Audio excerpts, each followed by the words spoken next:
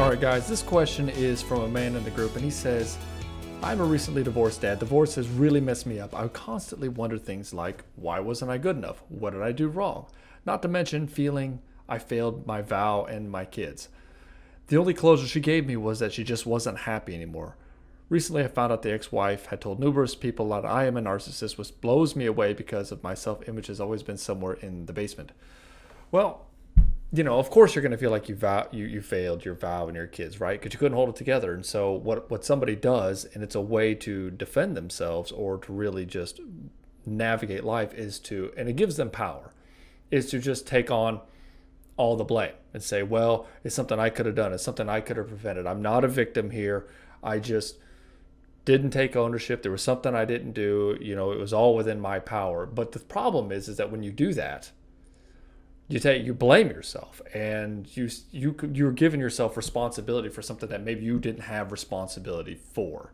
And so it's easy to put that umbrella in there, and like kids will do this, like victim kids will do that. They'll take that responsibility on for themselves, and really they're just a victim.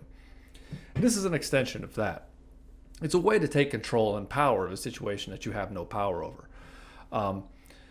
And she says that she told you a narcissist, but that blows you away because your self-image has always been somewhere in the basement. Yeah, your image has been in the basement because you feel like you're a failure because you take on everything. What helps is to start categorizing things as what are things that I control and what are things that I don't control, and try not to blame yourself for those things. And I know that's like a very broad statement, right? But it might even help if you do that. You make the chart with the two circles and they overlap. Things I control, things that don't matter, and you live in a place where things you control and things you control and things that matter, right? They overlap, and that's the area in the middle is where you want to be. Of the things that you want to, things that matter and things you can control.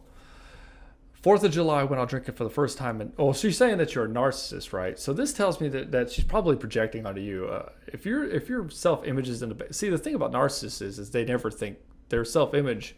They might secretly hate themselves, but overtly they're the greatest thing since fucking sliced bread, and everybody else is wrong in the world. They're never wrong. But you're not saying that at all. You say, I screwed up, I failed my kids, I did. That's not the talk of a narcissist. A narcissist is going to come in here and they're going to bitch about their ex and how awful and evil she is, and that she left because she had all these problems and all this stuff. And if you go and you press the guy on it, he'll say, no, it wasn't me, it was just her, and why the fuck am I in this group, and you guys don't know what you're talking about, and all this stuff. But that's absolutely the opposite of what you're doing here. So I know you're not a narcissist. 4th of July, I went out drinking for the first time in nearly a decade. I was talking with friends. One of my close female friends was trying to get me to just talk to women, but I already shot myself down in my head before, or any perspective, I had a chance to, which may sound depressing. But I've always thought that whatever a woman finds with me, she can find better somewhere else. Right, and I asked you for some clarification on what your question was, because you did just make a long statement, tell us what's going on, which is awesome, because now we know your situation. We get to know you better, which helps us out. So you wanted to know, I shoot myself down or think there's something better than me elsewhere, so why would anyone want to be near me? Okay, so this is kind of a thing, right? If she's such an awful person, if she's narcissistic and you feel like she's awful, but then she rejects you, then that means you must be worse than her. So then why would anybody want you? Right? So, but the thing is that you're too good for her. And that's the thing, is she knows that. And she knows that you're better than her. Like, you have morals, you have a heart, you care about things. And so when she demonstrates this, you're actually in the reverse position where you can reject her. And she knows this. That's why she beats you down in this way. She's got to maintain being on top, because she knows that she's on unstable ground. She knows it intuitively. I don't even think she knows exactly what she's doing, but she's doing it. And so the thing is, you could always do the thought experiment of there's somebody better than you. Sure. There's somebody better than everybody. Yeah, you take the whole thing into consideration, like, oh, we're all equal and we all love each other and all this stuff. Sure. But as a guy, you're thinking, she might like that guy more than me for whatever reason. And she might like that guy for whatever reason. But the thing is, it's like, what was it? I think in a Karate Kid or something, they said there's always somebody going to be better at karate. It always is. There's always a woman that's more beautiful than the woman you're with. It's just the way it is. There's always somebody that's better than you than where you're at. It's always that way. So it's a spectrum. It's a continuum.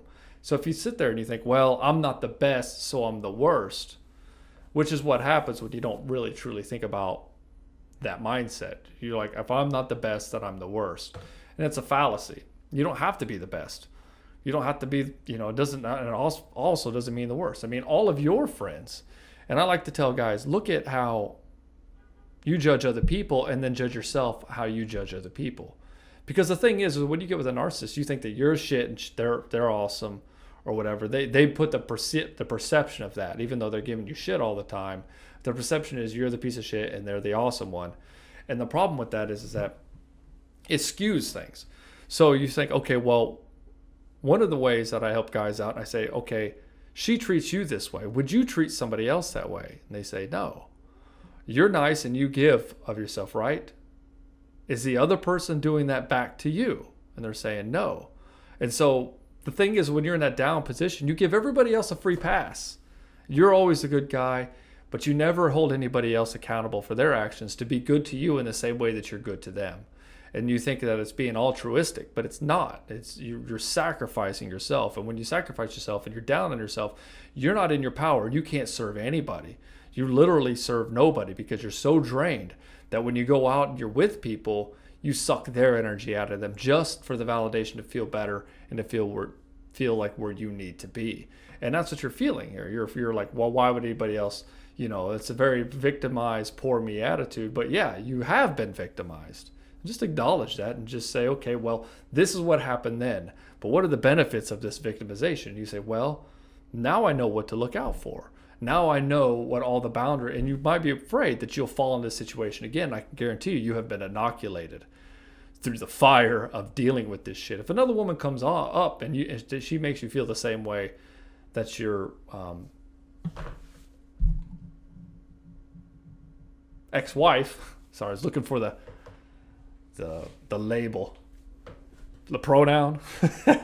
And so then how it's, all you have to do is just check in with yourself and see how that feels when somebody says something to you.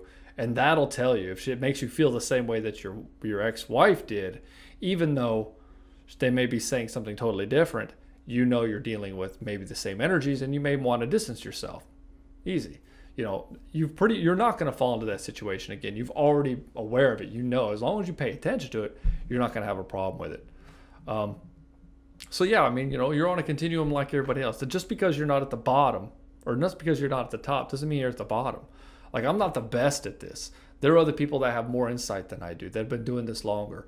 But, I have my own unique way of doing this and presenting it to you. And you resonate with it in some way that you like. And that's what I do. I serve in the best that I can, in the way that I can, and as unapologetic as I can. Because I can't be this other person. When I try to be that other person, when I try to be somebody else, I lose that spark, that interestingness that makes people like me. If I try to be somebody else, I have to destroy who I am in order to be a cardboard cutout of that. And that's always going to be more boring and false.